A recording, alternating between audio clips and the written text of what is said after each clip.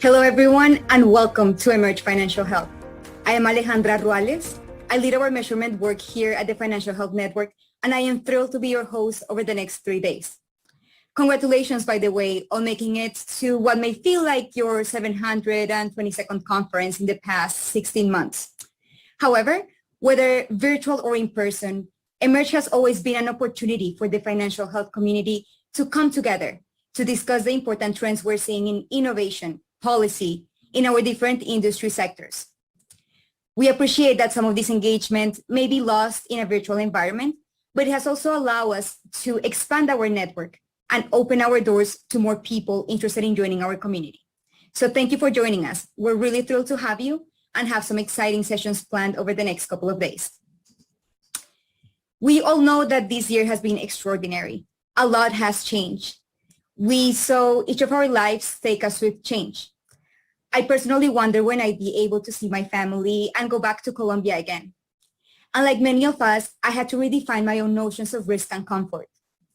We learned how to navigate working from home and, of course, learn how to look professional while still hiding in your sweatpants. We transform our kitchen tables into workspaces and our workspaces into kitchen tables, at times without knowing which one was which. We experienced fear, loss, anxiety, and hope as the news came in, one thing after another. As the pandemic took full force, we saw COVID cases rise, unemployment rise, healthcare bills rise. We celebrated essential workers, but did we address the cost of their physical, mental, and financial health? We saw the devastation that the pandemic has had, particularly on low-income households, on Black and Brown communities. Women bore the brunt of the pandemic, with nearly 3 million in the US dropping out of the workforce in the past year. To put that in perspective, that is nearly the entire size of the city of Chicago. And who knows when many of them will come back. We heard the repeated demands for social justice and change. As a nation, as a society, we reckoned with the systemic injustices against the Black community. We reckoned with the increased violence and racism against the Asian communities. Movements like Black Lives Matter and Stop Asian Hate grew. Rallies and cries for change erupted across our country. These injustices are the root cause of disparities in access to healthcare, housing, education, and employment. We certainly heard, but have we really listened? In the last few weeks, we are starting to see the new normal here in the US. It's almost like you can see it and feel it in the air. And although many of us yearn for this sense of normalcy, the reality is that the pandemic has further exacerbated an already wide racial and gender wealth gap. As a society, we are now redefining which pieces of our old normal we should keep and which pieces of our old normal we should leave behind. If we really listen to those movements and rallies and cries from the last year, and the systemic injustices currently embedded in our society, going back to normal is just not an option. Instead, leaders need to rethink the way we build a financial health industry now and for the future. We need to build stronger systems that create resiliency for all. We need bold leaders who are willing to enhance their efforts intentionally toward equity in financial health. But this doesn't mean that one size fits all. While developing solutions, we need to think about, and most importantly, listen to what different communities need to improve financial health, as well as solutions that are best suited for each of these communities. As an ecosystem of financial health innovators, we are at a moment of inflection. In a year that has been full of change, how do we build a future that truly brings resilience and opportunity for all? I'd love for you to think about that, because over the next 3 days, we're going to start with a reflection on what we experienced last year in terms of macro shifts. Then we'll focus on how the pandemic affected specific communities. And we'll wrap with insights on how leaders are driving financial health forward. We, collectively, are in a unique position today. We can change gears and go from response mode to prepare, redefine, and ultimately build resilience and opportunity. It is on us to make the commitments to redesign the system, the structures, the strategies that truly focus on financial health for all at its very core. As your host, I urge you to take action now. and use this opportunity to build internal processes that support all employees, to advocate for policy change that create more equitable healthcare, housing, employment, and financial outcomes for all people, and to develop and scale products and services that help all people spend, save, borrow, and plan for the future. Over the next 3 days, we're going to be celebrating leaders moving financial health forward. We'll have conversations with innovators that are working towards equitable outcomes, and we'll hear some powerful commitments made to move financial health forward. And with that, I'd like to send a special message of thank you to our sponsors. Their support of these critical conversations at this moment in time, it's truly inspiring.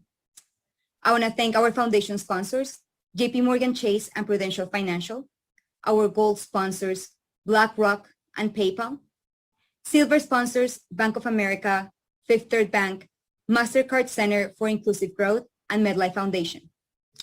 Bronze sponsors, Capital One, Members Development Company, the National Credit Union Foundation, and Opportune. We sincerely appreciate your support.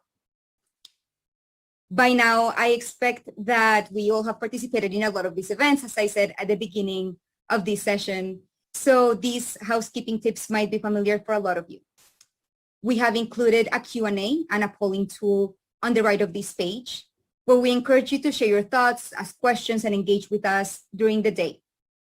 We will do our best to address your questions, but we might not get to all of them. We are also going to be activating a few polls and sharing those responses as well. In fact, why don't we try that out now? Let's take a quick minute to test our polling skills, our polling taking skills. And let's see who is in the room. That should be going out shortly.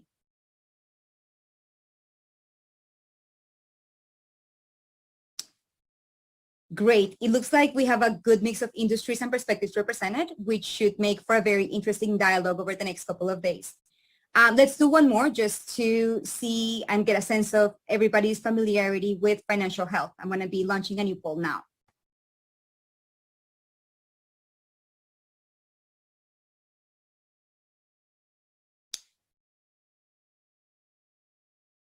All right, looks like we have a good mix of people that are very familiar with financial health. Some are just getting started. So all of you are very much welcome and certainly will be learning a lot over the next couple of days. I think we're going to close the poll now. And I promise that I just have a few more logistics for you before we get started. If you scroll at the bottom of this page, you're going to find resources related to the topics that we're going to be covering during today's sessions. So make sure to check those out. Also, if you have any tech difficulties, there is a chat bubble at the bottom right of your screen. And if you're interested in using closed captioning, you can see a link below the streaming window, just right below of where the main window is. All right, I think that's it in terms of intro remarks. Let's get things kicked off. I am excited for our very first keynote from our very own President and Chief Executive Officer, Jennifer Thatcher.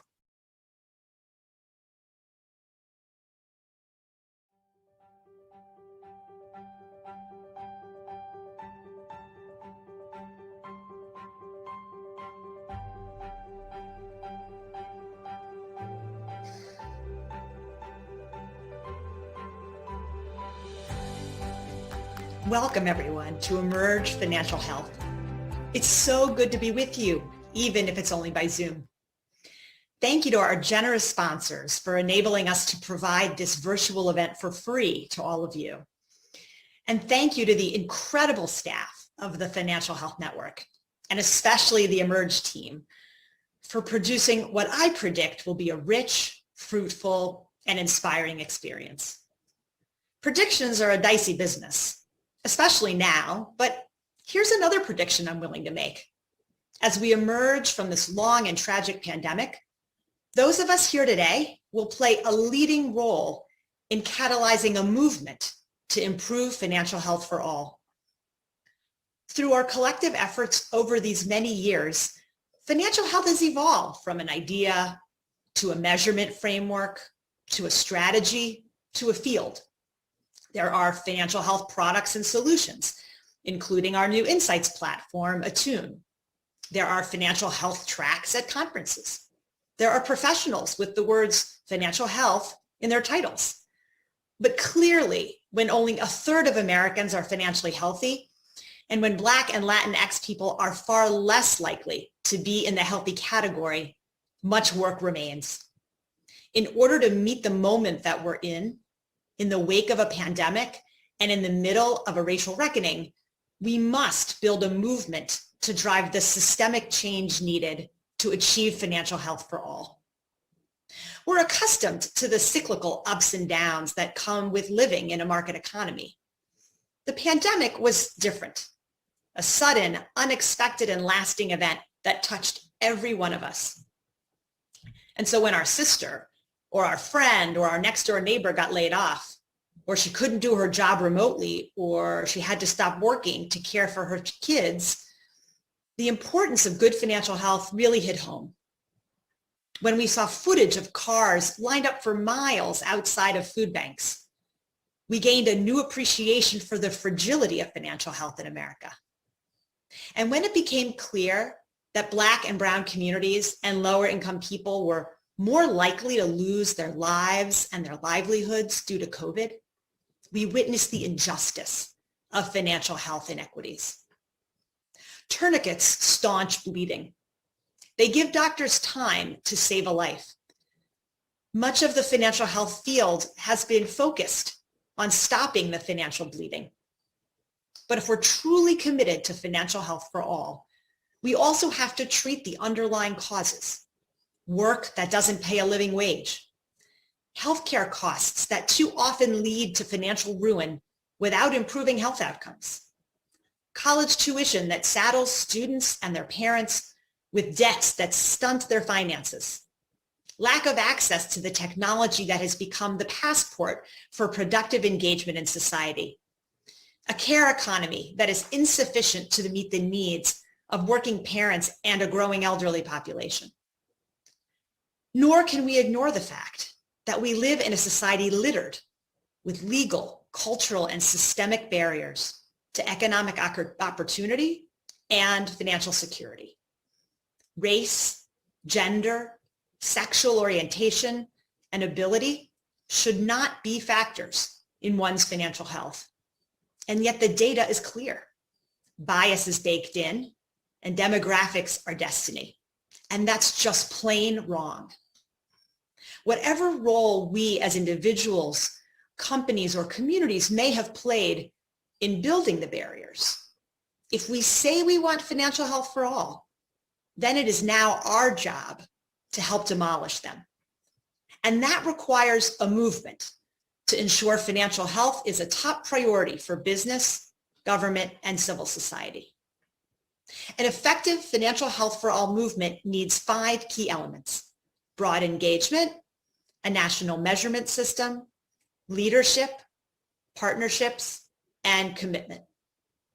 I want to talk about each one of those, starting with broad engagement, which is really the crucial place to start. Countless factors influence and are influenced by people's financial health. And we need the full array of financial health influencers to recognize the role they play and begin to take positive action. We know, for instance, that in the workplace, poor financial health and the stress it causes reduces productivity and increases absenteeism and turnover. We also know that worker financial health is heavily influenced by the compensation, benefits, and leave policies that employers provide. And so HR professionals, unions, benefits providers, and worker rights groups belong in the financial health for all movement. We know that poor financial health and the stress it causes contributes to poor physical health, and that negative interactions with the healthcare system can actually degrade financial health. Healthcare providers, patient care advocates, insurers, public health practitioners, and mental health experts all belong in the financial health for all movement. Companies and organizations focused on housing belong in the movement. Groups working on criminal justice reform belong in the movement. The retirement and insurance industries belong in the movement. Colleges and universities belong in the movement. City and state governments belong in the movement. Banks and fintechs all belong in the movement. Just as the pandemic demonstrated that every sector has a role to play in public health, it also has become clear that every sector has a vested interest in financial health. The second element of a financial health for all movement is a standardized national measurement system to record the movement's progress. The Financial Health Network has laid the foundation for this system over the last decade, and our Financial Health Pulse platform is tracking the state of financial health in America and how it changes over time. Today, nearly 100 companies and organizations are leveraging our methodology, data, and tools to measure and improve the financial health of their customers, clients, and employees. What's needed now is a government measurement system that standardizes definitions and data gathering and reports on key financial health metrics with as much fanfare as the other headline metrics like GDP and unemployment. A national measurement system would help shape economic and social policy making and allow us to track progress in boosting the nation's financial health. It could also provide a set of benchmarks against which private sector institutions can assess the financial health of their stakeholders. The third element of a financial health for all movement is leadership, both top-down and bottoms-up. In a recent essay, the dean of the Harvard School of Public Health, Michelle Williams, wrote that she's hearing CEOs discuss the need to add chief public health officers to their leadership teams. We're starting to see a similar C-suite focus on financial health in our work. When Lending Club recently finalized the purchase of Radius Bank, CEO Scott Sanborn announced that Lending Club was officially in the financial health business, and he named Anuj Nayar as the financial health officer for the company. Scott will sit down tomorrow with our chief marketing officer, Laura Barger, to talk about what it means for an organization to define its purpose around financial health. One of the most passionate advocates for financial health for all is PayPal CEO Dan Schulman. PayPal was one of the first companies to embed financial health in its purpose, and Dan weaves financial health into everything he says and does. Does being the operable word, because while he regularly talks about the importance of financial health, he has backed up his words with action. Most recently, through a series of enhanced benefits to give PayPal employees more financial slack in their lives. He also uses his voice and his relationships with other business leaders to champion the cause and encourage them to take action. In 2018, we honored Dan with our inaugural Financial Health Visionary Award, which recognizes individuals who have shown unparalleled leadership in the financial health movement. Tomorrow, we'll pass the torch to a new honoree, Her Majesty Queen Maxima of the Netherlands. Queen Maxima has been a tireless advocate of financial inclusion, with over a decade serving as the United Nations Secretary General's special advocate for inclusive finance for development. More recently, she set her sights on financial health as the desired outcome of global inclusion efforts, and she advocates for the centrality of financial health in both private sector efforts and government policy. Visionary leaders and companies willing to be first movers are important precursors to change, but successful movements don't gain momentum from the top down. They build from the bottom up, from the voices and lived experiences of consumers, the passion of a workforce that demands jobs with purpose, the expectations of a society increasingly turning to corporate America to help solve our biggest collective problems. The financial health movement must begin and end with a deep understanding of people's real financial lives. Our groundbreaking financial diaries research demonstrated the power of deep consumer insight to drive new thinking. And our in-field learning experience, FinX, has put more than 2,000 people, including many of you, in the shoes of the financially struggling to experience the real-life financial trade-offs they face every day. We recently created a digital version of FinX to keep the learning going during the pandemic. People are the experts in their own lives, and there is more work for all of us to do to engage consumers in the research we do, the products we design, and the experiences we create. We must listen to and include them in this movement. The fourth element is partnerships. No single company, government, or organization can deliver financial health. Improving financial health requires solutions delivered across a range of moments in people's lives and baked into complex systems. And that requires collaboration between companies, between the public and private sectors, across markets and causes. Day 3 of Emerge Financial Health features examples of partnerships, such as the one between Fifth Third Bank and the National Urban League, who are collaborating to upgrade the skills of the bank's workforce. Or BlackRock and its engagement with employers and payroll providers and record keepers to create more opportunities for workers to build emergency savings.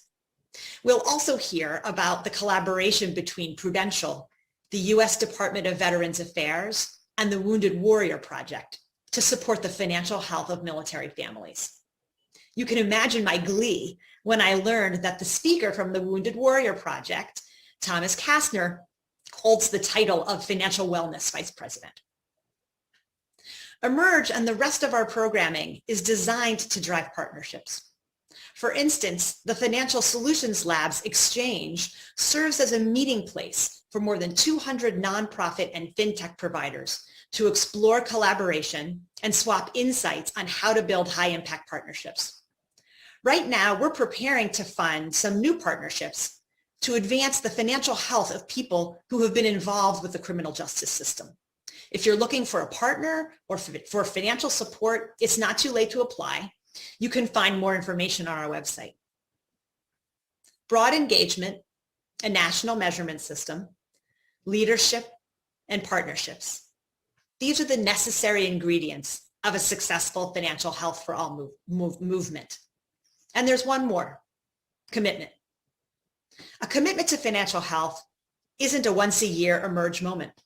It requires unrelenting focus. And so today, I invite you to commit to this financial health for all movement that we're building. Talk to your friends and colleagues about the movement and encourage them and their organizations to take up the cause. Work with us to advocate for a national system of financial health measurement. Lead by listening to your customers and employees, by holding yourself accountable for driving financial health improvements, and by sharing what works and what doesn't. Challenge yourself to break out of your silos and find new partners to drive action. Take a moment now to jot down just one action you commit to taking to build the financial health for all movement. Type it into the chat box on the right-hand side of your screen so we can help inspire each other throughout this day and the days to come. As the word suggests, a movement requires motion. It requires action. And now is the time for action.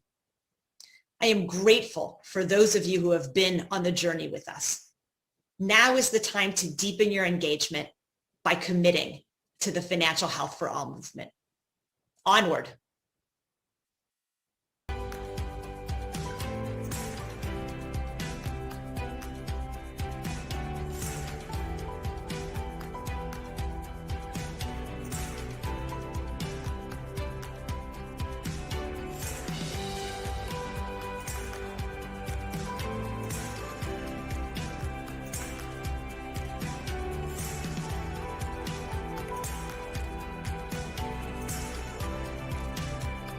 Sorry for the technical difficulties, folks, and thank you for staying with us. And thank you, Jennifer. I'm really looking forward to seeing leaders in the industry embrace financial health as a movement. And of course, learning over the next couple of days, examples of how companies are creating broad engagement, how they're also making a case for measurement and developing partnerships to scale financial health efforts. Our first discussion of the day will focus on the critical role financial institutions can play in providing access to government services and benefits to those most in need of financial support. I'll hand it over to our session moderator, Nan Gibson, Executive Director for Public Policy and Corporate Responsibility at the JP Morgan Chase Policy Center. You'll hear from Nan shortly.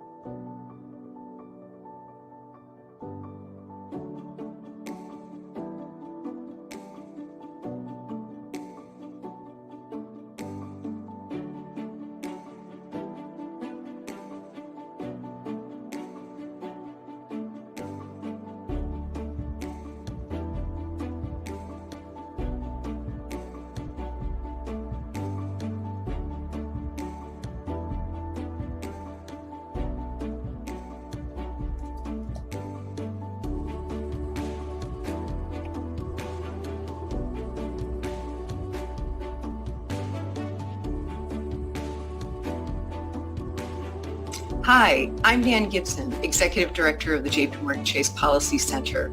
Thank you all for joining us today for a conversation on building a stronger economic safety net. The pandemic has simultaneously exposed both the fragility of the existing safety net as well as the opportunities for modernization and embedding greater equity into the system. We have two leading thinkers on these issues who are going to cover some weighty topics with speed and precision. Jimmy Chen is the founder and chief executive officer of Propel, a software company that aims to make America's safety net more user-friendly. Nina Olson is executive director of the Center for Taxpayer Rights at the New America Foundation and co-author of a new report that examines the role of the IRS in delivering key benefits. The context of our discussion is that we've all been living through a 100-year event that has required an unprecedented government response to keep families and businesses afloat, and working with the broader financial services industry to meet this challenge. In the interest of time, we're going to focus our conversation on two key policy responses: economic impact payments, also known as stimulus checks, and the expansion of the child tax credit. To counteract the abrupt and widespread shuttering of the economy in response to the COVID-19 crisis, direct relief to individuals and families came via stimulus payments of $1,200, $600, and $1,400 throughout 2020 and 2021. Research by the JPMorgan Chase Institute and other analysts has found that those stimulus checks have played a key role in boosting the cash buffers of families, especially low-income families that have experienced the highest rates of job losses. Yet it's estimated that more than 5 million eligible households, mostly low-income households who needed it the most, did not get the first two payments. Meanwhile, the popular bipartisan child tax credit was expanded under the American Rescue Act and is poised to deliver monthly payments to families with children. By some estimates, this will cut child poverty, deep child poverty, among children in half. Let me first turn to Jimmy Chen, for a question about, what are some of the challenges that we're seeing in terms of the customer experience and people being able to access these economic relief payments, and how does Propel try to mitigate some of those pain points? Jimmy? Nan, thank you so much for having me here. Let me first define who we are and who we serve. So Propel is a technology company that builds tools for people who receive SNAP benefits, also known as food stamp benefits, across the United States. We serve more than 4 million families each month. We also offer those 4 million families a debit card along with our partner bank that is built specifically to focus on the needs of low-income Americans. And so that combination of technology and financial services products put us in a unique spot over the last year to learn about the experiences of low-income Americans around the changing safety net, around the changing tax programs and infrastructure. And we really saw a whole variety of outcomes. I think the first thing that we saw was that for low-income families who were already on the edge financially, the pandemic was created an incredible amount of hardship. It was really unprecedented in many ways, and that the economic impact payments, as well as a variety of other safety net changes like increases to the SNAP program, really had a massive impact, and families really were waiting and looking for every piece of information they could possibly find about how can I access those and how can I get those into my account as quickly as possible. In terms of the challenges that we saw, there were really sort of two categories, and I'll focus these remarks really on the child tax credit, because I think that's where a lot of the kind of future policy making and future opportunity is to make sure that, as you said, we actually do cut child poverty in half through this program. I think we see kind of challenges around soft issues, things like trust and awareness. There's a lot of confusion about how the child tax credit is going to work in our population now.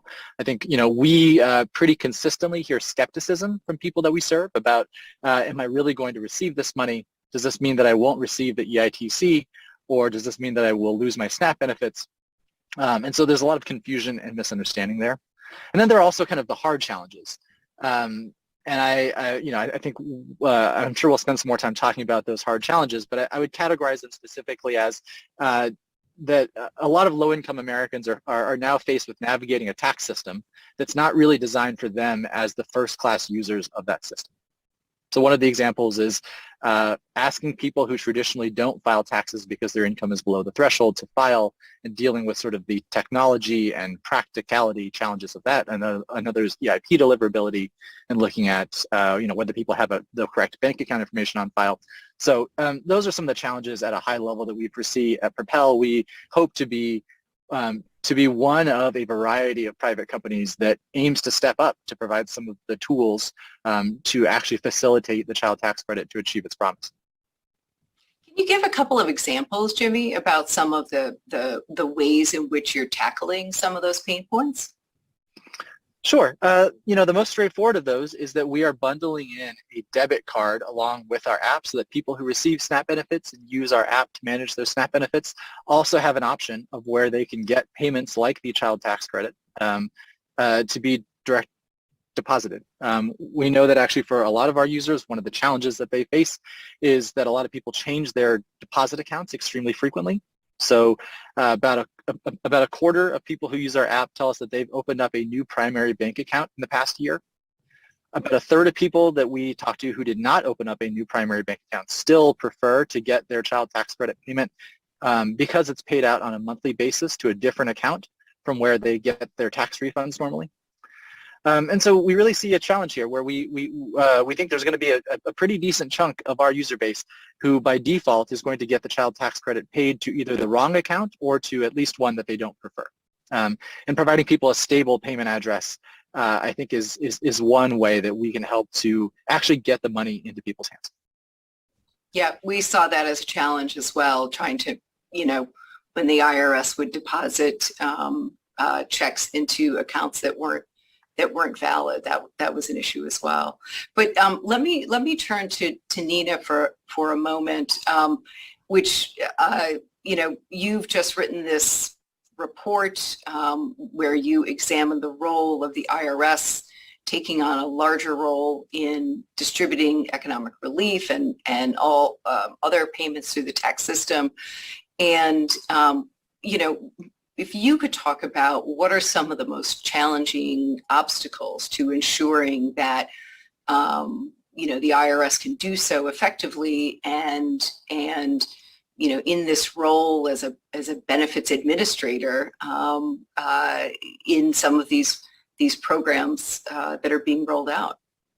Well, thank you very much. And first of all, let me just issue just a minor correction, or maybe large. The Center for Taxpayer Rights is an independent nonprofit. It's not part of First America. I did co-author that report. Got it. And I bring to this entire issue the fact that not only have I represented low-income taxpayers before the IRS by founding the first low-income taxpayer clinic independent in the country, but also being the national taxpayer advocate at the IRS for 18 years and identifying, 20 most serious problems of taxpayers year in and year out. And very early on, back in 2010, I identified the fact that the IRS needed to change its mission statement to recognize that not only did it collect revenue, but it dispersed social benefits payments. And that was really before massive expansion of the child tax credit, but just watching the earned income tax credit. And it was also before the Affordable Care Act and the premium tax credit. So since 2010, the IRS has not only entered into, lifting people out of working Americans out of poverty, but also really dealing with being key to healthcare affordability, and now really lifting children out of poverty and certainly being a lifeline through the pandemic. And the economic impact payments really show both the strengths and the weaknesses of the IRS. And I think we carry that going forward into the child tax credit with the advanced child tax credit component. It got a ton of money out quickly. It's a command and control organization. And when it's given a task and told do X, it will move heaven and earth to do X. What happens is that part of that X also involves, well, do X with this part of the population that isn't integrated with you for all the reasons that Jimmy has talked about. And that's where it doesn't do well at all. And And it doesn't really, as years have gone by, it is actually withdrawn from its networking with local partners and stakeholders into more of a centralized thing. And it tends to rely on its traditional stakeholders. So it's not necessarily really comfortable when you're reaching out to homeless shelters or the network of homeless shelters or to people who may be serving folks that they've never had interaction with before. They're sort of conscious about it, but they're not really equipped to do that well.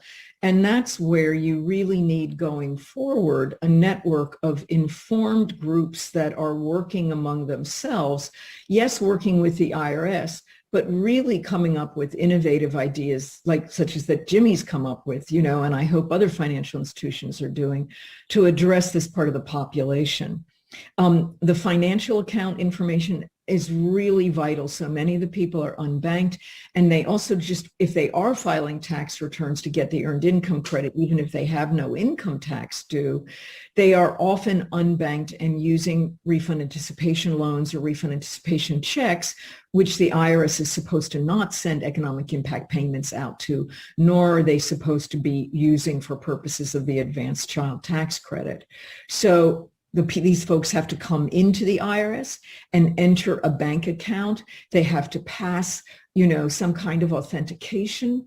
The current IRS online account, which very few low-income people use, but normal people, not normal, but people that are engaged in the tax system, they have like a 32% pass rate on the authentication of being able to create an online account. So imagine what that's like for folks that don't have a credit history, have no way of being checked. The IRS is proposing for their new portal for the child tax credit that they will be using something called ID.me, which involves, having one of 5 picture IDs, taking photos of that, uploading that, taking pictures of yourself, uploading that, and then having them matched. And we know from one very large virtual Vita sites experience with that product that these taxpayers that they were trying to get filing these very simple returns in order to get the economic impact payments had real difficulty navigating. They ultimately had their volunteers doing that uploading for the taxpayers and walking them through. So it requires a lot of hands-on, even if it can be done virtually, there still needs to be this connection between a human being, a navigator, if you will. And that's something that maybe from the Affordable Care Act we can learn about to create a network of trusted navigators that will help folks, even if they're dealing with technology, actually get through this process. And then there's just the challenge of educating people, and Jimmy's referred to that. And the IRS is not necessarily someone that people are going to trust, but it can get out good information, which it has been challenged about, getting information out quickly and in ways that are usable by the audience, that the stakeholders that are trying to inform their populations. And so there's not as much of a back and forth and a real transparency there like we need to have going forward. That's just a little bit of the challenges.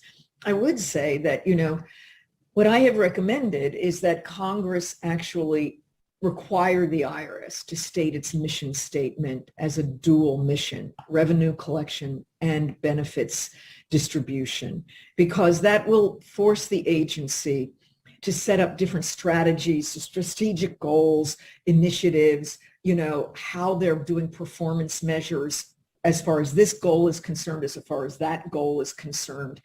And then also hire different employees with different, skill sets, more along the line of public outreach and welfare employees, caseworkers, to work in this area because of the specific needs of the population. Absolutely. And could you just say a few more words on, do you know what the current plans are from the IRS in terms of what they've already announced that they're planning to do to educate consumers about? Well, they had some private conversations and a summit, which they didn't want people to come out with dates, but I can give some high level, and there may be some announcements this week. They are planning to create an online, very soon, shortly, an online site where people can come in without putting any financial information or personal information in to check whether they might be eligible for the child tax credit. Then they are planning to open up this portal, and they are sending a letter first to people saying, and this should happen very shortly, saying, based on the information we have at hand, you are eligible for this much in the child tax credit for this children. And then they will follow that up with a letter and then that letter also says if you don't want to get the credit monthly, you can unenroll. And that will announce their opening of their portal to unenroll.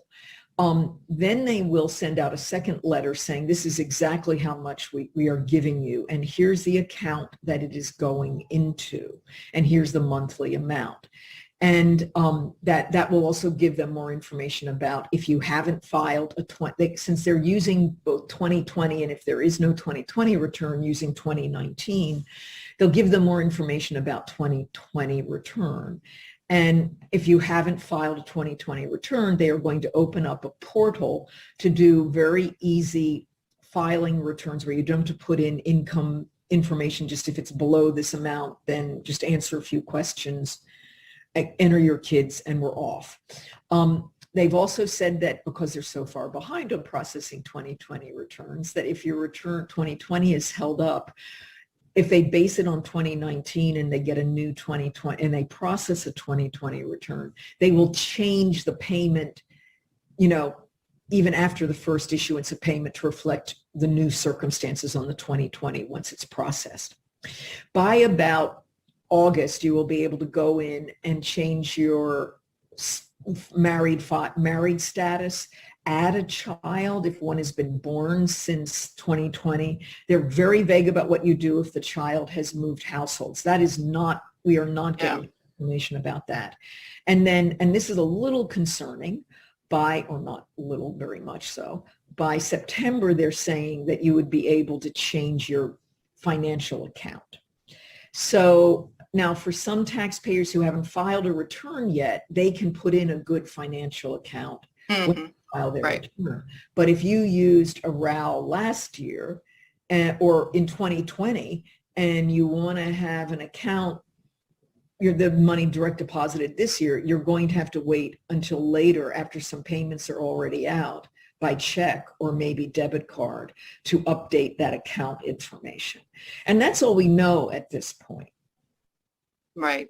Well, I think one of the points that I think that this conversation also brings up is that whether it's stimulus payments or the child tax credit, these types of opportunities, they provide an opportunity to connect the unbanked consumers to bank accounts or vehicles for receiving these payments, and also encourage people to opt into direct deposit opportunities. But this way, obviously, as you all know, the people have the opportunity to get their payments in a more timely fashion, and also they're less likely to be at risk for fraud.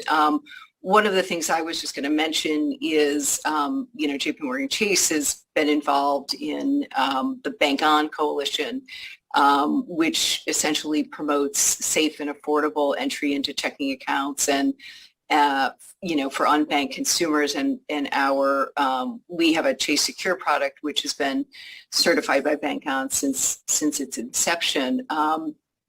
But you're right. I mean, the IRS can only do what they can do to try to deliver these payments, but there still requires a number of additional steps, whether it's educating taxpayers or general consumers, and also developing that trust that you both talked about.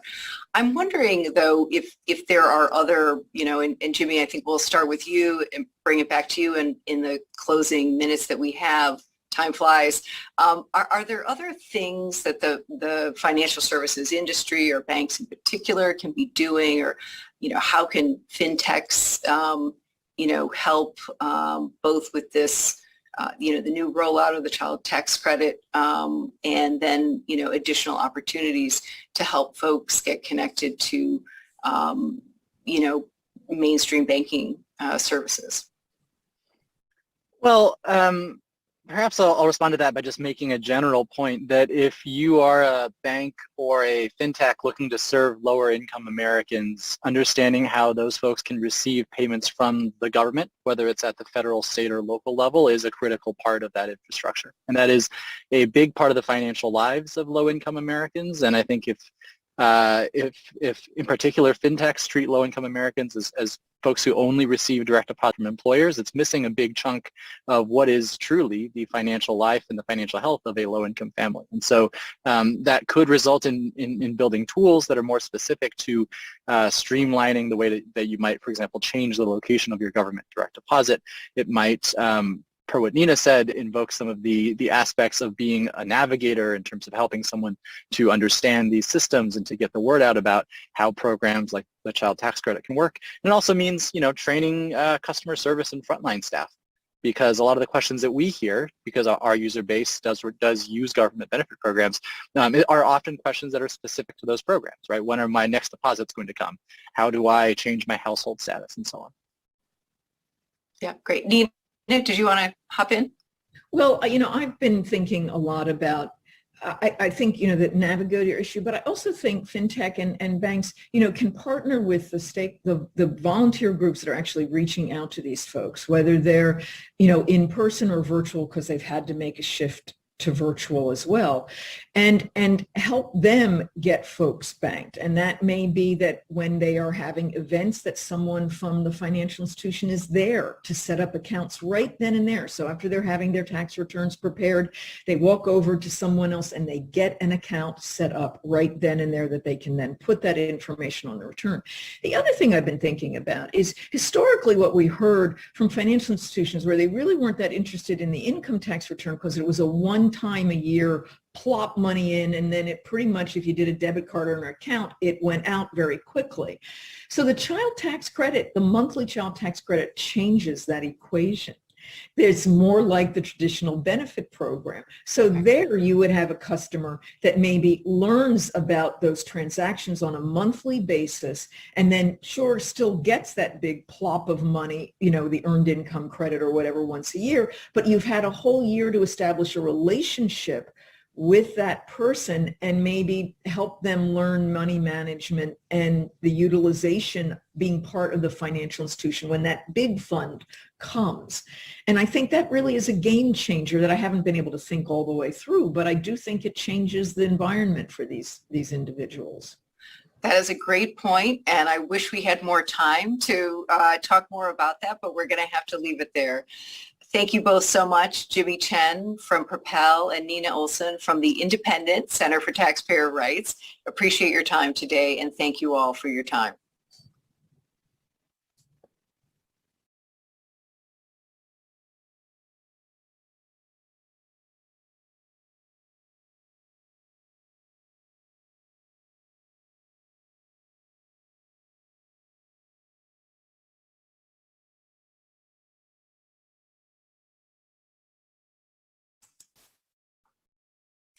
Thank you, Jimmy, Nina, Anand.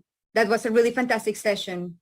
And you really got me thinking about the role and more like the opportunity that financial institutions have in ensuring that families have timely, secure, and affordable access to their benefits and can help them navigate them. Also, I like the idea of the IRS needing to evolve its mission its mission statements to include both revenue collection and benefits distribution. These are really fundamental pieces of the puzzle, especially closing in the participation gaps in the benefits programs and creating stronger social safety nets. Up next, we have a panel of experts, including leaders from the financial services, healthcare, and criminal justice industries, to discuss the role of equity in moving the financial health conversation forward.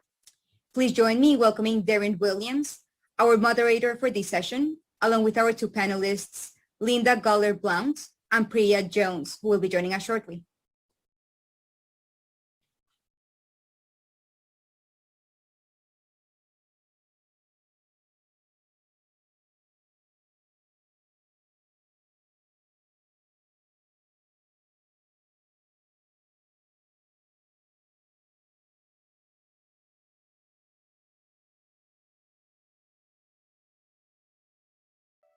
Imagine coming to work and focusing on what you need to get your job done without distraction, because you have the financial security that can make for a better life at home and peace of mind at the office.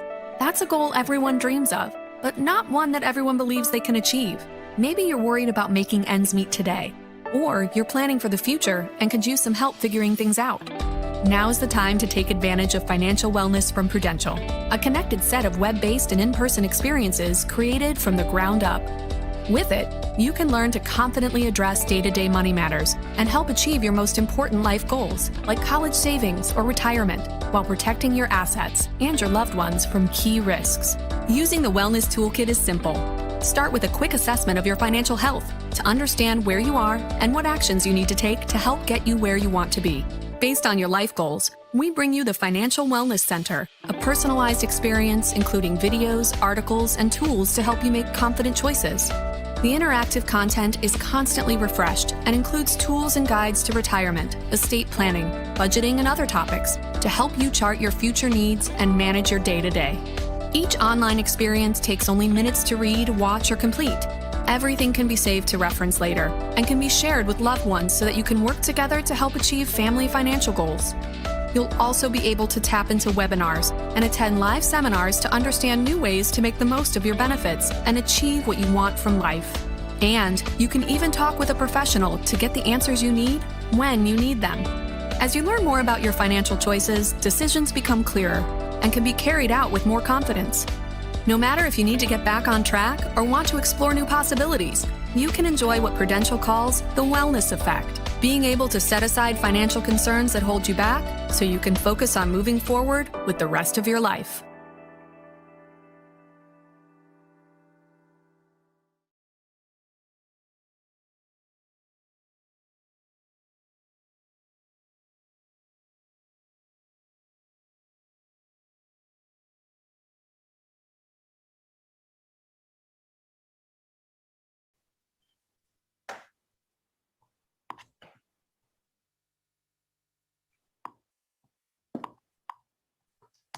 Good afternoon, and welcome to this panel of the Merge Conference. This panel is titled Investing in Equity-Based Solutions. It's my understanding that day one of the Merge Conference is really a macro view of issues. And so I just want to say that in that vein, we're only going to scratch the surface today on the issues we're going to talk about. We're going to take a macro view, and we hope that what you hear today may just whet your appetite. You may reach out to us, or you may investigate on your own how you might help to solve some of these issues that we're going to talk about. So, the disparities that we see in this country stem from racist laws and policies and governance schemes that are entrenched in racial segregation across a range of areas. And this session will focus particularly on the criminal justice system, on the fines and fees in the criminal justice system, and in the healthcare system, particularly on the health of Black women. And with that, I'm going to quickly turn to our panelists. We've got two expert panelists today, and I'm going to try to keep us on time. If you've got questions, please put them in the chat. I'm a fan of both of these ladies, and so I'm going to try to make sure I don't just become spectator mode and listen only. Now I'm going to try to moderate this and keep us on track. But I am Darren Williams. I'm CEO of Southern Bank Corp. We are a CDFI bank based in Arkansas and Mississippi, $2 billion in assets, about 54 locations across the rural delta of Arkansas and Mississippi. Joining us also is Linda Goler-Blount. She's president and CEO of Black Women's Health Imperative, as well as Priya Sarthi-Jones, who's the National Policy and Campaigns Director for Fines and Fees Justice Center. So with that, I'm going to turn it over to Linda first, and then Priya, and have you tell us about your organization and your work and your role there quickly. Thank you. Well, thank you so much, Darren, and it's great to be here and be a part of this Emerge conference and have this really important conversation.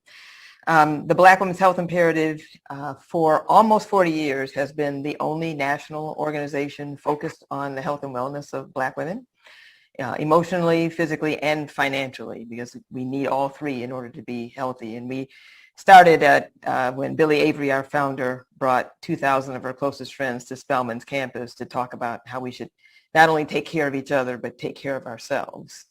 And so our work is focused on chronic disease prevention and risk reduction, HIV prevention, reproductive justice, not surprising, maternal health. And in the almost 8 years since I've been in this role, what I bring as an epidemiologist is research. And so from a policy perspective and research perspective, we've been examining the relationship between racism and gender discrimination and health. And what I think may be important for this conversation is a few years ago, we asked Black women to define health. We did a study and asked them, purely qualitative study. And what we found from talking to almost 5,000 Black women is that Black women define health in psychosocial terms and financial terms. They actually do not, it's not that chronic disease is not important, but they don't actually define their health in terms of disease state and physical health. So essentially what they were saying to us is, if I can get my mind right and my spirit right and my money right, I can take care of everything else. And so as they talk about their health, as we talk about the lived experiences of Black women, what comes up is how they feel and what does it mean to be a Black woman in this society, in this time, and do I have the resources to support me to be as healthy as I can. So I am looking forward to this conversation because these issues are all so closely connected. So thank you. Thank you, Linda. Priya, a little bit about your organization, your work there. Yeah, thank you. So FFJC is a national advocacy organization, and we're working to create a justice system that treats individuals fairly, ensures public safety and community prosperity, and is funded equitably. We work collaboratively with affected communities and justice system stakeholders to eliminate fees in the justice system and ensure that fines are equitably imposed and try to end the abusive collection practices. Our work really stems out of the DOJ investigation into Ferguson, Missouri. And so while a lot of people are very familiar with the shooting of Michael Brown, there was an adjacent report to the shooting that was an investigation into the police practices in Ferguson. And what that investigation found was how the city of Ferguson used its practice of fines and fees to harm the community, right? How much they were extracting wealth from predominantly low income and Black neighborhoods in Ferguson.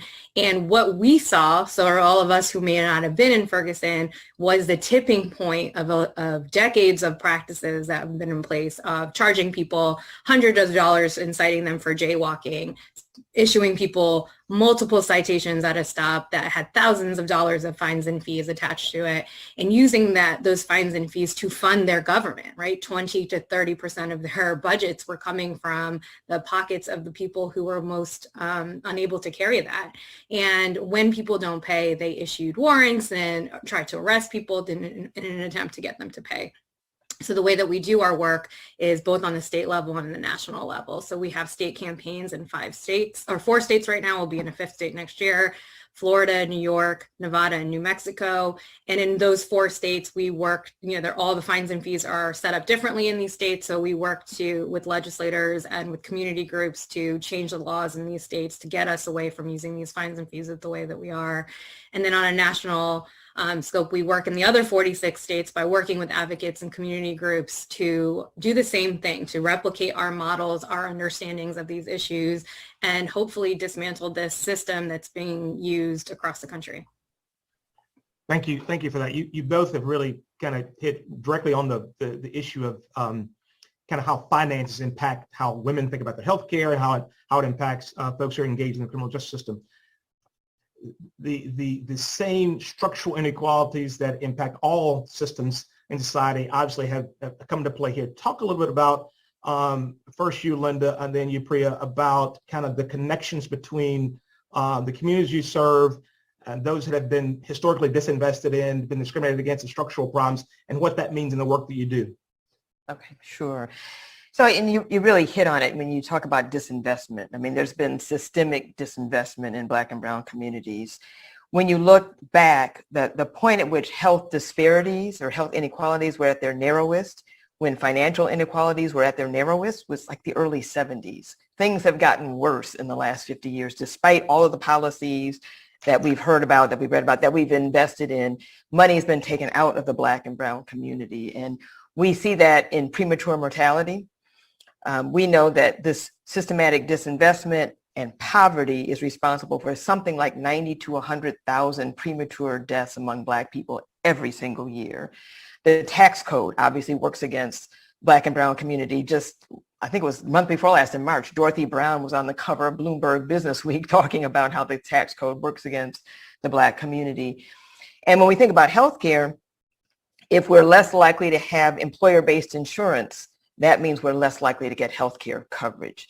And if you look at neighborhoods, New Orleans is a great example. You cut a highway completely through the community. You cut the community off from things like grocery stores and pharmacies, schools, a tax base that supports schools. Well, in areas of concentrated poverty, you're not going to have high quality schools, which then determines a child's career trajectory. And we know, you've all heard this saying that a child, if not reading at grade level by fourth grade, is more likely to go to jail than college. All of this affects their health. Red line districts are 13 degrees warmer in the summer than non-red line districts. And so we see higher maternal mortality rates in red line districts. So we've got to look at what we do around healthcare. COVID-19 was the example of examples. Where we got testing was not, you needed a car. If you didn't have a car, it was tough for you to get tested. Where are you going to get vaccinated? You need a car. If you don't have a car, and the way we collected data and reported data certainly did not include the Black and brown community. So, I'll sort of stop with one thought from the science, which is from David Williams. If we actually could eliminate neighborhood racial segregation, we would actually eliminate health disparities and income disparities. So there are some real systemic policy solutions that we could look at and examine, particularly from financial institutions.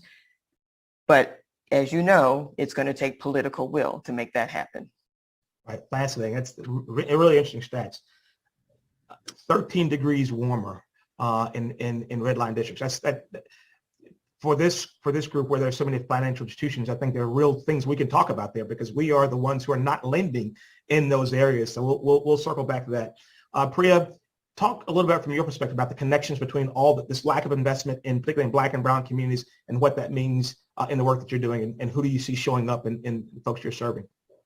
Yeah, so our work directly is targeted towards low income communities that are predominantly Black and brown, right? And so this tends not to be surprising to individuals for many of the reasons that Linda just said. Like, these are communities that have been historically disinvested in, right? And all of the other ways that are outside of the criminal justice system, education, opportunities, jobs, real estate development, stores, retail, and medical services, in every way that you can think of. These have been communities that have not been invested in and actually divested in. And then on the other side of that, what you have is a criminal justice system, right? So when you've taken out all of these investments, when you've not done sort of all the work that goes into building healthy communities, what you end up with, the consequence of that is criminal justice systems. That's not the starting point of any of this. This is how we have tried to deal with the lack of investment on this side. And the fines and fees issue in particular has come up as a financial solutions for city and local and state governments when they are not able to generate revenue in the traditional ways that we think about revenue generation, taxes, primarily taxes, like the variety of ways that you can tax and use state and local taxes to fund your government. When we can't come up with positive solutions that way, we come up with regressive taxing systems, and that is what fines and fees really are, and specifically fees. And so it's probably important to just for this audience know that fines are by definition the punishment. So when you talk about fines and fees, a fine is like $20 fine, $30 fine for the thing that you did wrong, whatever that might be. The fees have nothing to do with the punishment. The fees are all these things that we've added on to the back end of the fine to fund government. And those fees go everywhere. They go to pet projects, they go to criminal justice systems, they go to healthcare, they go to all the ways that the government hasn't been adequately generating revenue to fund their systems. And what the way we're going about that now is asking individuals to do that through the form of citation, our criminal justice system. It's not just to pay for the system, which arguably isn't even the right way to pay for the system. These things go to things that have nothing to do with the system. So that's really how this is showing up. And so what ends up happening is we're asking those who can afford it the least, those who are already dealing with the things that Linda mentioned, healthcare inequities or job employment inequities. And right now, all the inequities that stem from COVID-19, they're already in those communities. And then we're saying, well, too bad, also pay for everything else, right? We're going to charge you for all of these things. And so it's really hard actually to look at a community and just try to piece out fines or fees, piece out healthcare, piece out education, because all of these things are working in tandem to like depress these communities even more. And so we have to look at the entire thing. And it's really in so many ways not that complicated. You know what it takes to make a healthy community. We see this in predominantly white and higher income neighborhoods across the country. It isn't that much rocket science. You need the same things in these communities that have long been overlooked. And actually at this point, you need to overinvest in those communities that have long been underinvested in. If we are really going to try to find any equality, then that is really what equity is. You have to give more to those we've given less to for so long if we want any chance at trying to balance these scales out. That's a great segue into a question from the audience. Really, is what this is an audience of financial institutions, right? This is the Financial Health Network. A lot of folks in this audience and the part of the Financial Health Network are fintechs. So the question is on these issues, these problems we talked about today, what can fintech do? Clearly, there's a role for financial institutions like banks like ours who have redlined those communities, unfortunately. But now fintechs are kind of that's the new thing. We're bringing technology to bear on this. What can fintechs do to help solve some of the issues? And Linda, I'll start with you. Okay. Yeah, that's a great question.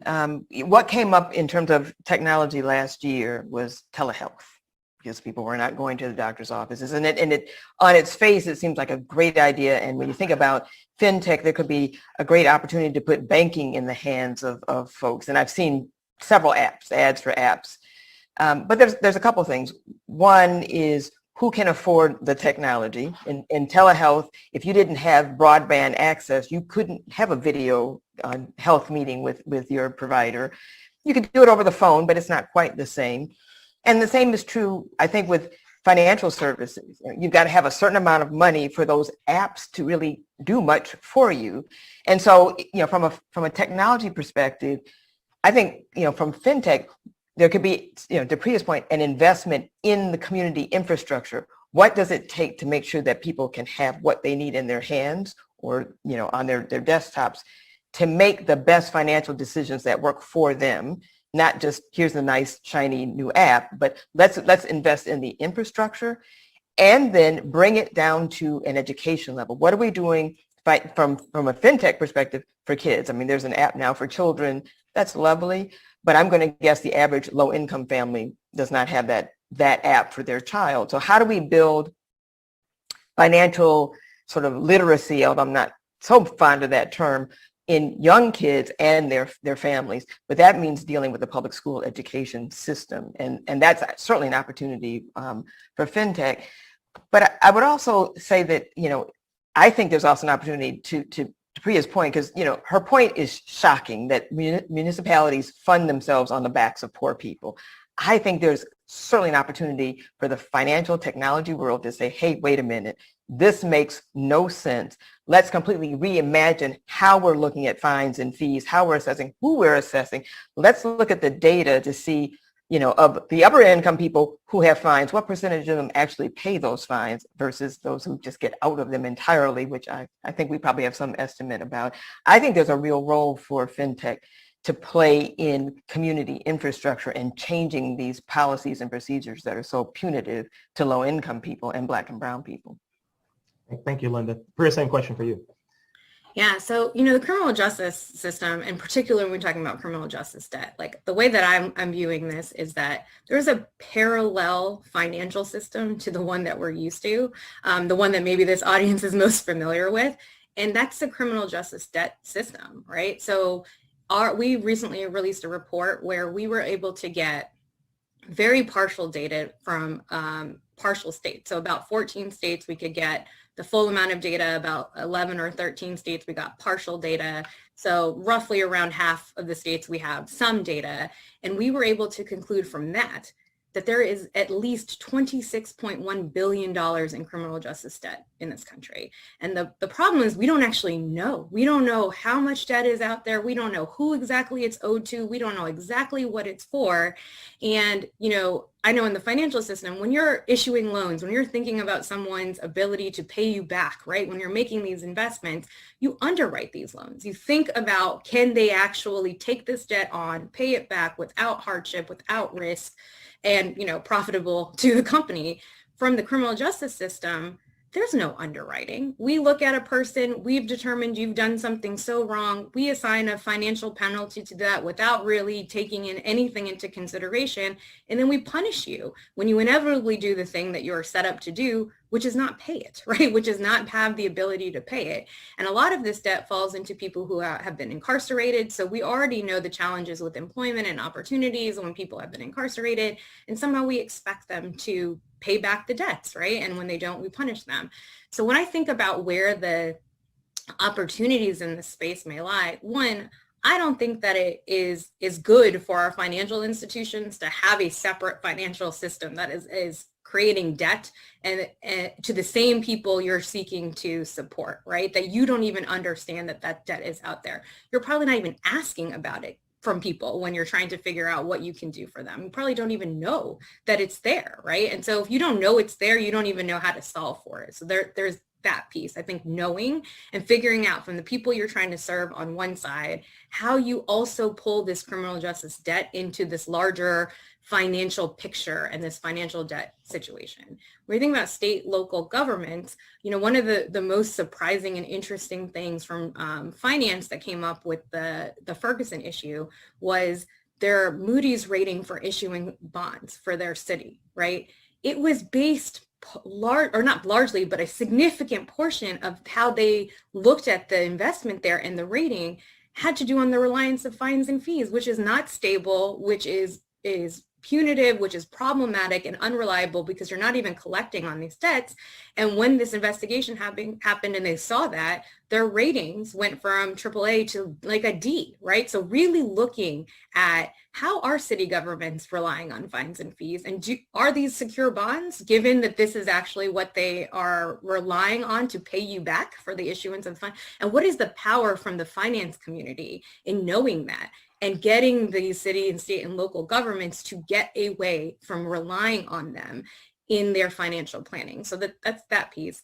And once we can actually deal with policies that eliminate fees, so we're not generating revenue or financing government through this, we're squarely in the space of what does an equitable fine look like? What should a fine be? And is it individualized to both the person and the offense?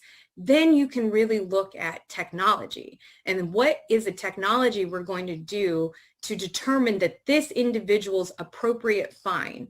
How can we do that easier? How can we look at technology? Because that's something we hear from judges in the court system is there's a willingness to look at this in such an individual way, but you have to make that easy. You have to make it easy, but you also have to make it individualized in such a way that you're not just like saying, oh, you should be able to pay this $100. Actually, this app tells me that you should only be able to pay $10. And that's what your fine is. And everyone should walk away and there should be a payment plan and we should make that easy and you should get notifications and we can add all this useful technologies and systems that we think work on that space. Thank you. Wow, both of you. I told you all, we're going to scratch the surface. There's either one of them could have taken a full hour, let alone 25 minutes together. But really interesting information here and some stats that really stuck with me. $26 billion in debt, and that's just what we know. 90 to 100 premature deaths annually because of a lack of real access to financial health by Black women. Really, really interesting things.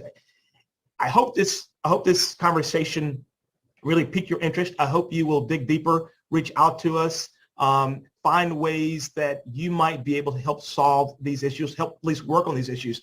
A part of the Financial Health Network's group of people of companies that work in the fintech space and the financial health space, they're just tremendous innovators.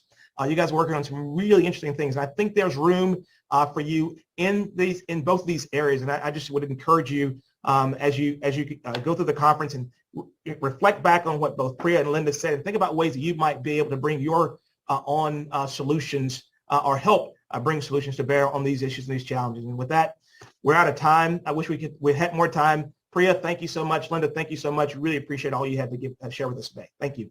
Thank you.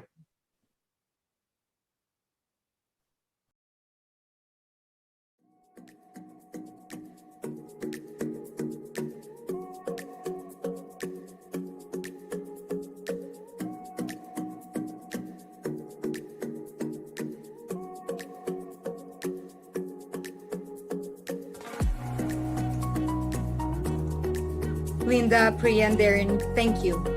It is clear to me that whether it is healthcare, criminal justice, or financial services, or the financial services industry, the people and communities who have been subject to these systemic barriers and economic opportunity and financial security are pretty much the same. And the way really that we build that we're beginning to break down these barriers is through a couple of different lenses. We need policy reform, corporate action, and certainly community investment. So thank you for that incredible message. And I hope that this is just the beginning of more conversations like this in our financial health community. So thanks again.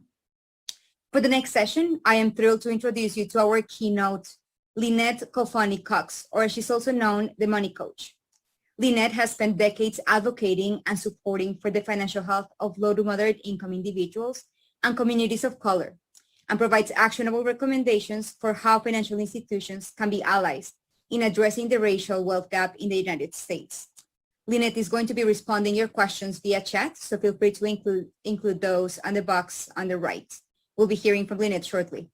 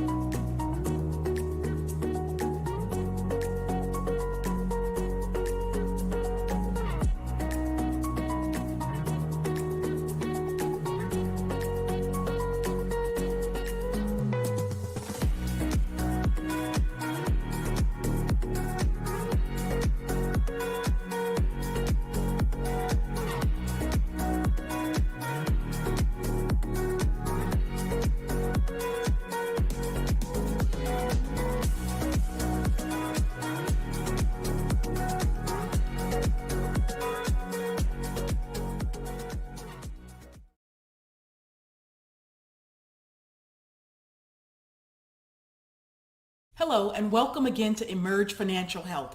I'm Lynette Kofani-Cox, the Money Coach. It's my pleasure to serve as today's keynote on addressing racial wealth gaps. It's quite fitting that the theme for this year's Emerge Financial Health event is about a year of change and looking at what's happened, but also keeping a solid forecast on the future and what we can all do in terms of solutions.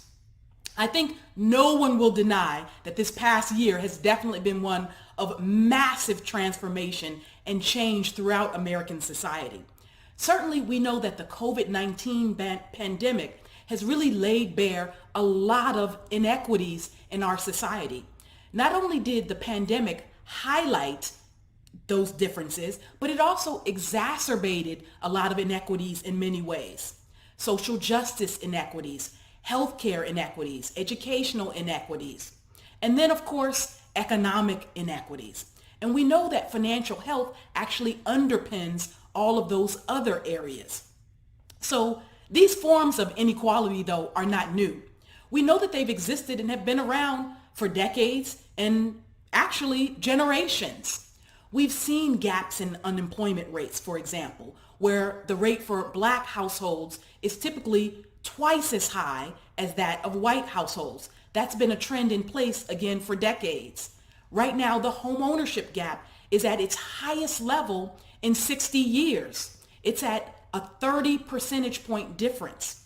And then there's the wealth gap, of course, where the typical white household has about 8 times as much wealth as do Black households. So how did we get here? Well, certainly there have been various forms of racism, structural inequality, systemic barriers that African Americans have faced.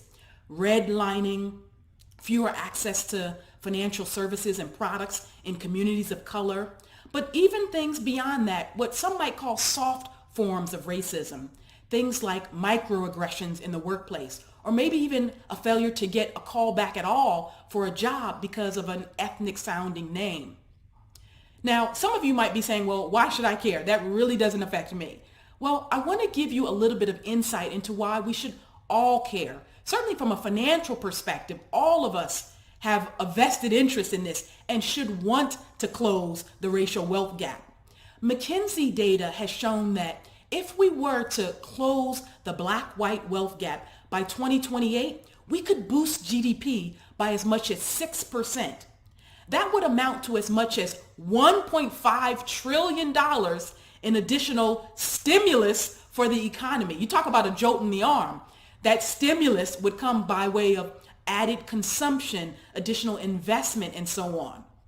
McKinsey data has also shown, in a separate study from McKinsey, that if we were to have greater full participation of the African American community in terms of financial services, access to products, credit, loans, and that kind of thing, the benefit to the financial services industry would be huge. $60 billion in added revenue per year. That's a reason to care. Now, some of you might be thinking about, well, what can be done? I'm going to try to direct your efforts on what I'm calling the 3 Ps: policies, practices, and privilege. From a policy standpoint, I really do think it's incumbent upon all of us throughout the industry to look at the internal policies of our organizations and the external policies that we might advocate and support that actually impinge upon or help in some way Black wealth. Case in point, right now there's a lot of talk about student loan debt and about the prospect of student loan debt forgiveness. Controversial in some circles, but I can tell you this. For so many Black professionals who have undergraduate or advanced degrees, graduate degrees, etc., a lot of them also carry student loan debt. So a policy like loan forgiveness would actually be very helpful for the Black community from a net worth standpoint. And what about those practices? The idea here is that from top to bottom, organizations should be thinking about whether or not their policies are definitively, proactively, and assertively anti-racist. And many times, some organizations might not be aware or might not be privy to the way in which certain policies can have a disproportionate impact, a negative one, on the Black community. In other words, it might have outcomes or unintended impacts. So you need to take a look at that. And then from a standpoint of privilege, I also call upon my white friends and colleagues often to be that advocate, to be that ally in the room. When you see, for example, that one Black person who's the sole Black professional, invite that person into the conversation, elevate that person, amplify his or her ideas, maybe raise that person's name for a job promotion for the qualified candidate, or in some circles where you know that they might benefit from having a mentor or a key relationship. You can be an advocate, you can be an ally in every single way that uses your privilege. Now, from a standpoint of organizational action, you can also better engage with the organizations on the ground in the Black community. And in particular, I'm thinking about the ways in which you can be far more collaborative with nonprofit organizations and community-based groups. Now, the financial services industry, I found, is quite good at collaborating with itself, with one another. Here's an example. This coming fall, starting in September, a group of 10 banks and financial services institutions are going to get together and collaborate and share data for an initiative to provide credit cards to the unbanked or the underbanked. So people who wouldn't have a traditional credit score. How is this being done? Well, you're going to give information back and forth between institutions about those consumers' other financial behaviors, whether or not they don't bounce checks, how much they keep on savings or checking account deposit, that kind of information. I think it's a great innovation, and it's likely to be something wildly successful and popular. But imagine if you were to use that same level of innovation on the ground with community-based organizations that are close to the communities you'd like to serve or do business in. Those organizations can provide you with untold levels of access, with additional insights, with reams of data about the community that you wouldn't otherwise get on your own. Now, you also need to be willing to take a look in the mirror and to say what more can be done internally in terms of our own shops. We know right now that African Americans comprise only 7% of the financial services industry, despite being about 14% of the population. You know, some people might say that that's not so bad and we're making progress. Well, I have to argue with you because there's not been any progress, because 15 years ago, in 2006, the EEOC did a study on diversity in the finance industry. And guess what they found? It was 7% African American back then. So we're at the same exact levels. I think that's unacceptable. And I know we can do better. So on the action front, what can be done? All of us need to be thinking about employment and employing a strategy that is much more cohesive for African American talent. I think you need to look at rethinking, rewriting, and revamping your overall HR strategy from top to bottom. And by this, I mean you need to look at retention, hiring, recruitment, of course, promotion, mentoring. You need to think about the ways in which you're nurturing Black talent all along the way, especially because the numbers are so low. I know some of you say, well, we lose good people. They go elsewhere, or we can't find anybody. We've got a pipeline problem. Well, most Black professionals like myself would beg to differ. We don't think that there's a pipeline problem to the extent that there's a lack of Black talent. We think the problem is more that your pipes are rusty, or maybe some of you don't have pipes at all. You don't have the infrastructure to hold the talent to keep Black professionals happy, fulfilled, and rewarded throughout their career to want to stay within your organization or within the industry. That's a challenge that needs to be addressed. One of the ways you can start to get much better results, though, is to start tying compensation at the executive level and beyond to some of the outcomes that you'd hope to reach. When we start tying pay to performance, as it pertains to things like inclusion and diversity and equity, we definitely will start to see that we're moving the needle on those fronts. Now, we all know also that if it doesn't get measured, it doesn't get done. So I'm also going to call upon you from an action standpoint to really think about making this a business imperative, to measure, to track, and reward the outcomes that you would like to see. Now, some of you might be saying, well, this sounds like an awful lot, Lynette. And some of you might be right about that. Maybe it's a lot, but you know what? You've got a lot of work to do. You've got a lot of catch up to do. You've got a lot of opportunity also. So I hope that you'll take away from this brief time that we've had today some insights that I've shared here with you and the promise for what could be a more inclusive financial environment for all. I don't care whether you work for a bank or a credit union, a fintech firm, an insurance company, or some other financial services industry. We all can be doing things to address the racial wealth gap in 2021 and beyond. Thank you again for listening, and enjoy the rest of Emerge Financial Health. Hello, and welcome again to Emerge Financial Health. I'm Lynette.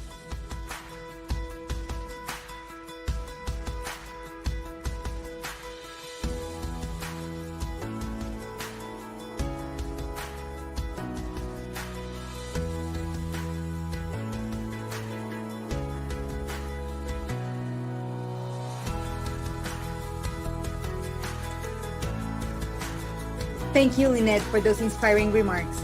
I really love the way that you pointed out specific action items that organizations can do to close the racial wealth gap. I like that you talked about overhauling HR strategies and by active evaluation of organizations' own policies, ensuring that they are not, or I believe you said, definitively, proactively, and assertively anti-racist, making sure that there's constant evaluation of that is key. Really, certainly a great reflection of creating systems of accountability internally and externally. So thank you for that. Our next session will feature a fireside chat with Adrienne Harris, professor of the practice and co-director of the Center for Finance, Law, and Policy at the University of Michigan, as well as leading fintech expert Sarah Morgenstern, venture partner at Flourish Ventures. They will be discussing the evolving role of fintech and how policymakers and regulators should be adapting. We'll hear from Adrienne and Sarah momentarily.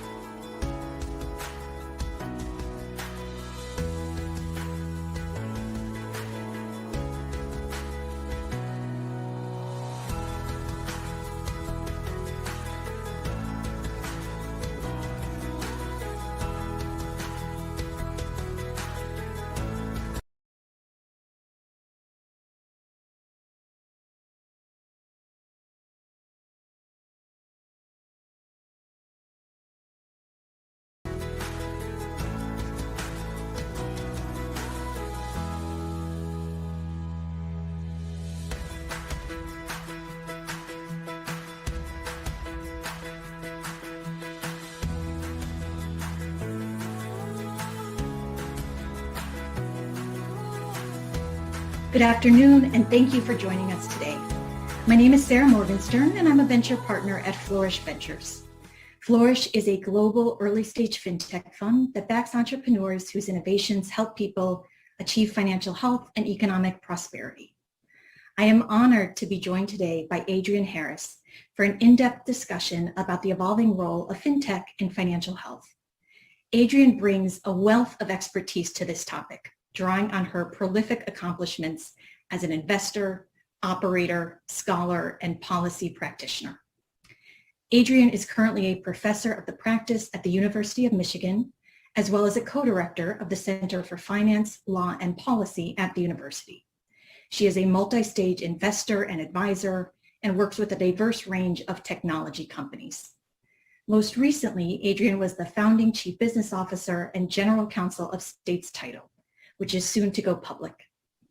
Adrienne serves on the board of directors for the Financial Health Network and Beneficial State Bank, and was a member of the Biden-Harris Presidential Transition Team and a special assistant to President Obama for economic policy at the National Economic Council in the Obama White House.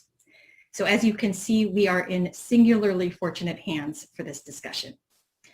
Adrienne, to set the stage, we are in the throes of the second significant financial crisis in just over a decade. And while the federal government was as consequential as ever this time around, the private sector featured a more diverse cast of actors than in 2008. And in particular, we witnessed a more visible role for fintechs, ranging from Square's role in PPP distribution to Propel's issuance of emergency cash grants. And in many ways, this more prominent response seemed to signal a maturation of the fintech industry writ large, as startups like Chime and Lemonade have evolved into household names. So against that backdrop, would love your reflections on learnings from COVID, both on the private and public sector fronts. And starting with the commercial side, you're involved with 15 to 20 plus fintechs. What are some of your observations about how fintechs factored into the COVID response and could be helpful, perhaps in ways that simply weren't feasible 10 years ago? Mm-hmm. Well, it's great to be here with you, Sarah, and I'm looking forward to the day soon to come when we can do one of these in person. And thanks to the Financial Health Network for having me. I think the way you've set this out is absolutely right. Fintech has come a long way since the last financial crisis. We're obviously dealing with a different type of financial crisis now with COVID than we were in 2008. And so the actors are different. The government responses are a little bit different, right? A lot has changed.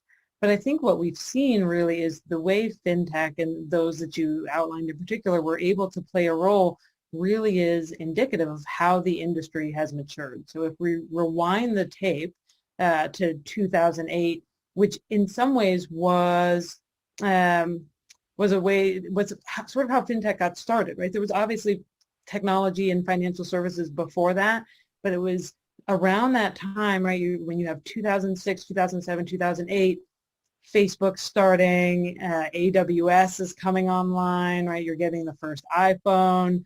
And then you have the financial crisis, and trust in technology was high, trust in financial services was low. And so you had a number of innovators and entrepreneurs say, well, what if we make finance cheaper, safer, faster, right? All of these things. But as you recall, when that sort of version of fintech was first coming on the scene, it was fintech versus the banks, and they were going to disrupt the banks, and Citibank was going to cease to exist, and all of these things. And fintech started to realize over time that customer acquisition is hard, even if trust in banks was low. Regulation is hard. It's hard to navigate. It's hard to figure out, especially when you have innovative business models. And so there was this maturation process that I think really brought fintech into the mainstream as they sought out regulators, they sought out their place in the policy world and in the social world. And so fast forward to the COVID economic crisis, financial services is not at the core of the crisis, meaning it's not part of the cause. Government was really looking to the private sector and financial services in particular to be part of the solution. And I think the feeling was, okay, last time you guys were the cause and we helped you out, right? This time you're not part of the cause. We expect you to help out everybody else now. And fintech was sufficiently or is sufficiently mature where they said, hey, we can be helpful too. If the promise of fintech is faster and safer and all of these things, right? We can deliver emergency loans. We can do PPP faster than the banks. And it was really an opportunity for fintech to show up, as it were. It was really one of the first real tests because in truth, fintech hasn't seen an economic downturn between 2008 and now. So the business models had to at least try and weather the economic calamity, but then there was this opportunity for them to contribute socially to the economic repair of the country. And, I think there are some good examples of ways fintech was able to do that. Yeah, terrific. And Adrienne, any examples that stood out to you in particular, whether it's with respect to use of alternative data, et cetera, that really highlighted sort of the positive role that can be played? Yeah, I mean, I think, you mentioned PayPal and others who were able to get involved in the stimulus payments and PPP, right? Being able to underwrite and deliver loans more quickly, really demonstrating the power of faster payments. And, this has been an ongoing dialogue around faster payments and the impact that slow payments have on financial health, right? The negative impact they have. So I think those are certainly some key examples. But even before COVID, right, we see the Chimes of the world giving people their paychecks a couple days earlier, which makes a big difference for people. We're seeing the earned wage to access companies popping up, right, and making it possible for people to get paid more frequently so they don't have timing gaps between when they get paid and when their bills are due.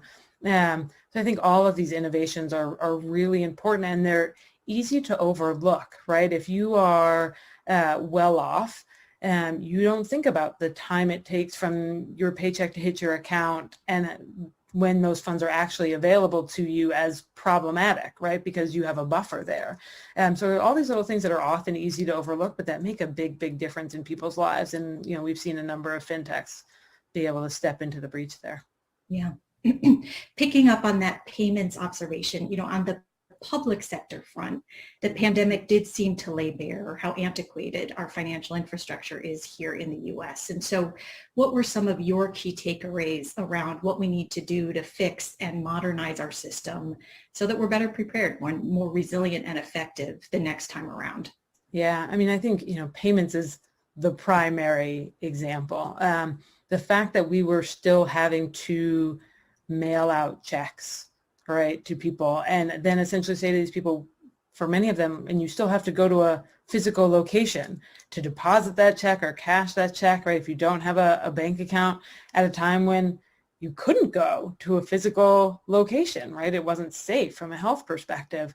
And I mean, so that to me just really stands out in the 21st century when everything is digital, why we couldn't just deliver payments digitally, why, identity is still an issue, why our tax system is still so separated, right, from our banking system, why we can't use alternative data to make predictions about, the amount of stimulus people might have been entitled to, things like that. I think it really did highlight just how antiquated, as you said, our infrastructure is. But as, often people talk about the opportunity that comes with crisis. And I think the COVID laid bare a number of issues with our society, shall we say, but presented us with many new opportunities to really take a fresh look, not just at our financial infrastructure, but at our health infrastructure and other things. Great. That's a really helpful jumping off point to shift gears and look forward. So as you do look forward, what additional policy or regulatory pieces do you think we need to put in place to lay a foundation for a more fair and inclusive financial services system moving forward? Yeah, I think, part of what regulators have been grappling with, even since my time in government, is how do you apply sort of the good things we think about regulation, consumer protection, market integrity rules, things like that, to business models that maybe don't quite fit the regulatory framework? And that's a big question. The other maybe even bigger question is, when you have a rule-making system that is slow by design, right, and very deliberate by design, and technology that's moving very quickly and evolving very quickly, how do you marry those things up? How do you shrink the gap between evolution or changes in technology and how you can make rules to keep up, but do so without front-running technology and hindering innovation, right? So those are two big philosophical questions. But I think in terms of thinking more broadly about what it means to bank, not in the bank holding company, right, depository institution sense, but what are the products that people need and use, right? What are the gaps that predatory services like payday lending and check cashing are filling? And then working backwards to say, okay, how do we look at fintech or even traditional financial services?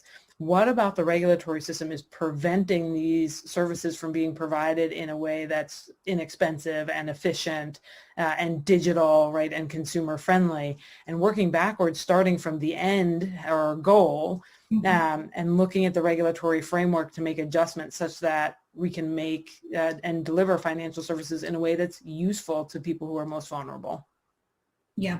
And Adrienne, as you think about the work ahead and the role that technology will play in it, and you've touched on, right, it creates both opportunities and risks. If you were advising sort of the Biden administration, how should they think about striking that balance between consumer protection, market integrity, fostering innovation? How do you get that right to harness the upside and mitigate the downside? Yeah, it's a hard thing to do, and there is no perfect way to do it, right? It's very subjective, but I would say engagement between the public and private sectors is critical. We cannot afford to be in this place where we have this dichotomy of, the private sector is evil, the public sector doesn't understand technology, right? There has to be that engagement so that people can come to agreement on what the common goals are and work together toward that. I know it sounds Pollyanna, but it is possible. We've seen it happen in government. We're seeing it happen in the context of climate. So a lot of it has to do with making sure that rhetoric does not interfere with actual policy making. And then I think, being open to new structures. So of course, the folks in this audience will be familiar, right? The FinTech Charter has been very controversial, and I'm not weighing in on one side of that or the other, right? But how do we accomplish a goal of bringing some of these fintechs within the regulatory perimeter and doing so in a way that allows them to continue to innovate?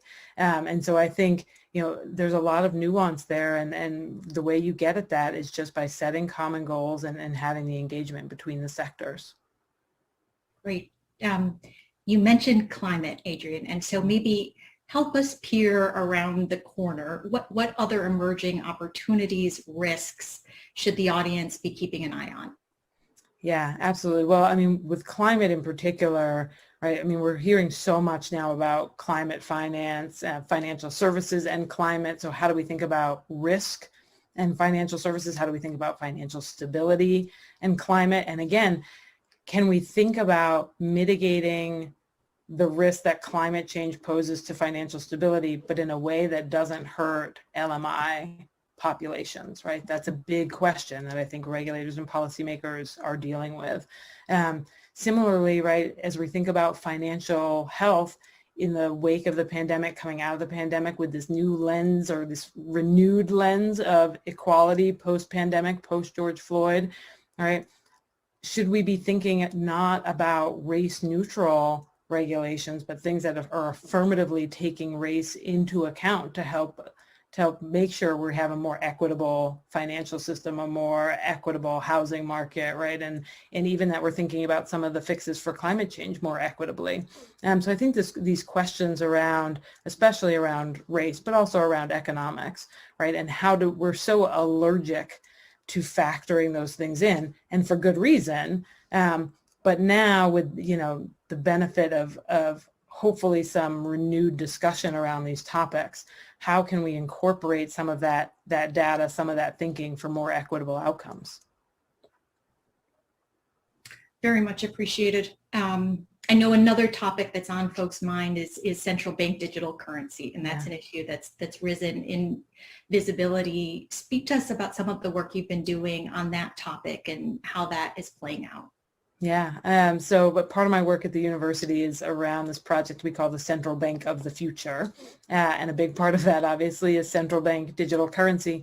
I think, it's risen in popularity. Now there's more than 70 central banks around the world that are in some phase of exploration or implementation around central bank digital currency.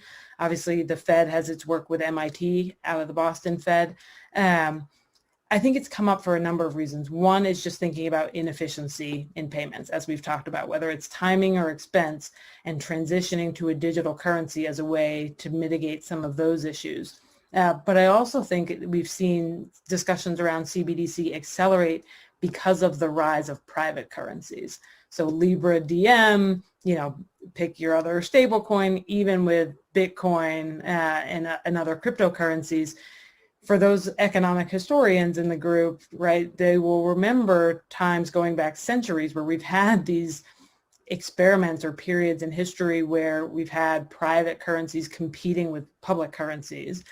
Those stories don't often end well, and I think central banks are realizing with the growth of other digital assets and stable coins, right, digital currencies, that fiat currency has to be able to keep up if they're going to maintain control of monetary systems. And so that's why you see 70 plus central banks, including in the US, thinking about central bank digital currency and what it's going to mean for financial inclusion, monetary policy, the payment systems, et cetera. Terrific. I think we have time for one question from the audience. Okay. Adrian, it says here, you mentioned our payment system as an example of how our financial infrastructure is outdated. Are there other areas in our financial system that need evolving? Yeah, I mean, I think another one is credit and access to credit. So that's a prime one where we think about FICO and DTI ratios, right, as our primary way of assessing credit, but they are backward looking. They don't often take into account thin file borrowers, right, people who may be very creditworthy, may be paying every single bill on time, but doing so in cash, right, or that don't have a mortgage, or that never took out a credit card because they really wanted to be responsible, and so they don't have a credit history. So thinking about cash flow underwriting, more predictive underwriting rather than underwriting that is backward looking, right? Like the way we think about credit, I think is also fairly outdated. So that's another, I'd say, prime example there. Terrific. And maybe to wrap up, as you're doing this work on central banks, putting their hat on, what else is weighing on them? As they're going to sleep at night, what are the other key issues that they're thinking about to help us get into that mindset? Yeah, absolutely. So it's not surprisingly, central banks around the world are thinking about climate. And they're thinking about, I think they're thinking about it in a couple of ways. One is certainly a financial stability question, right? If you have banks that have a large amount of assets with exposure to climate risk, what does that mean for the safety and soundness of the financial system? But I think a lot of central banks are also thinking forward. How do they use their levers, their policy levers, their regulatory levers to help us improve our situation where we are today and hopefully reach some of these climate goals that we've set out for ourselves. So I think, central banks, given their power, their independence in many jurisdictions, right, they're very well situated to help us meet some of our climate goals. Great. Well, thank you, Adrienne. We've covered a lot of ground. You've given us a lot of food for thought. We really appreciate both you and the audience for joining us today for this conversation and are looking forward to the remainder of a terrific Emerge conference. Thank you so much. Thank you, Sarah.